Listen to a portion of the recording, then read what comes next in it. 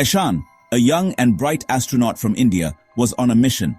He was tasked with finding new worlds, worlds that could support human life. His ship, the Vikram, sliced through the cosmos. Eshan spent his days scanning distant stars and unknown galaxies. He dreamt of finding a paradise amongst the stars. Years passed and Eshan's hope began to dwindle. The vastness of space seemed endless. He started to question his mission. Was he chasing a phantom? Was there truly another Earth out there? Just as doubt threatened to engulf him, a signal pierced the silence. The signal was faint. It was unlike anything Eshan had ever encountered. It pulsed with an unknown energy. It beckoned him forward. Hope rekindled in Eshan's heart. This signal, this whisper from the void, could be the answer he sought.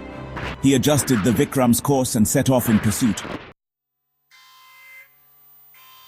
The Vikram sped towards the signal's source. Days turned into weeks. Excitement crackled in the air. Eshan was on the verge of discovery, but fate, it seemed, had other plans. A rogue asteroid belt lay in the Vikram's path.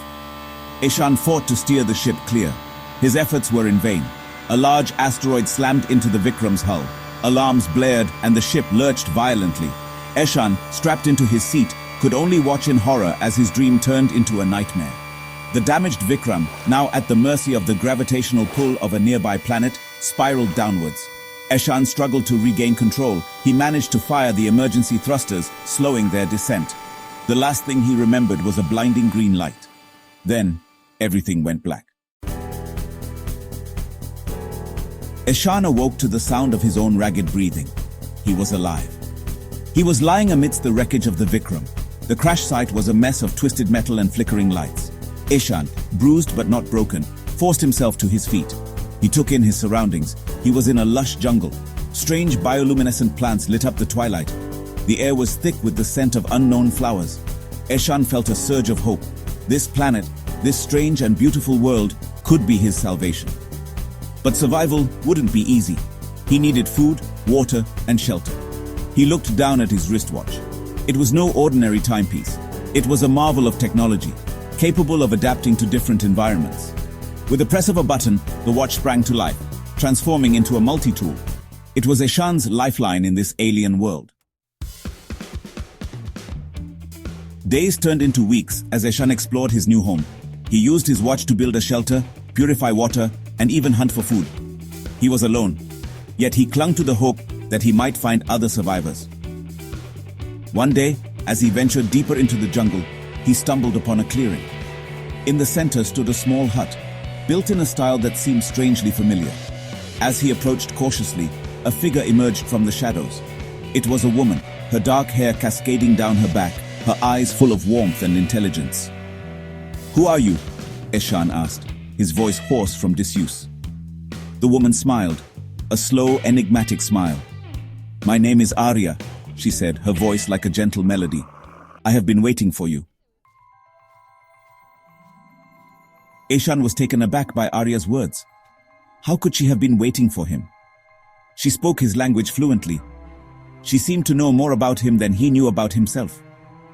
Despite his suspicions, he found himself drawn to her. She was a source of comfort in this alien world.